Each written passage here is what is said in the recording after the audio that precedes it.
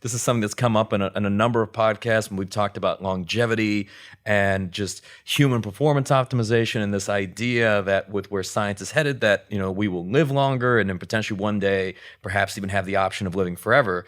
And I know you discussed in your book, Memento Mori, this idea that remembering that you have to die. What do you think are the implications of just longevity and really what's happening in society, and the fact that, I mean, is living longer or potentially living forever, is that a good thing? I don't believe so. I don't believe so.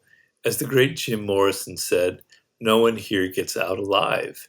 And that's the case, right? You have to face your mortality. I want to be healthy.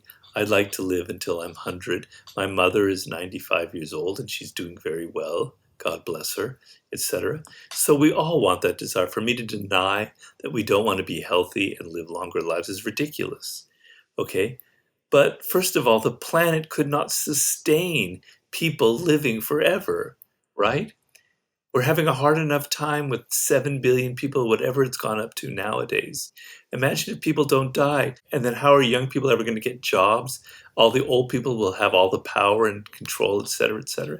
It's extremely unhealthy and it's extremely stupid. Death is a part of life. It's a good part of life.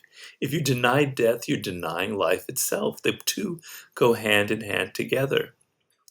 Old people have to get off the stage and let young people rule this world and give them the space to do their thing and stop crowding it off with all their boomer ideas, etc. But if boomers lived forever, what a nightmare.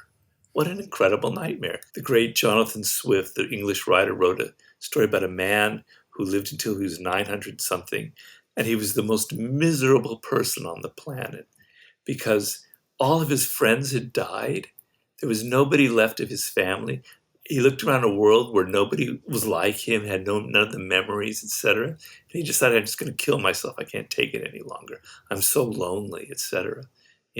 I could sing you a song that goes into the same thing, but I'm a terrible singer, so I won't do that. It's from the song "It Ain't Necessarily So," about Methuselah who lives 900 years, and the gist of it is, what woman is going to be interested in a man who's 900 years old, right? And so, what's the point of living if you can't interest a woman in you? So, that's my take on living forever. Look, I agree. I agree, and I think if you knew you had an infinite time horizon, what would be the driver behind not just getting out of bed in the morning, but just the agency to do anything? Yeah, So, yeah. Death ground strategy. Death is on your heels. You better energize. You better get going. You only have so much time to accomplish things, right? It also, it makes you appreciate life. I personally came very close to dying myself. I had a stroke. Very lucky that I'm alive right now. Okay? But knowing that I could have died or that it's hunting me every moment of the day, when I look out the window here in Los Angeles and I see the blue sky and I see the ivy on the wall and I see the birds and I hear things, I'm so grateful.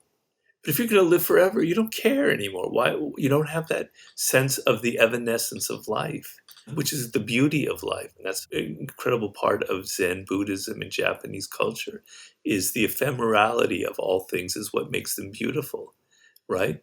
If the cherry blossoms blossomed every day of the year, you would never appreciate it. Because they disappear, they have beauty. So that's another way of looking at it.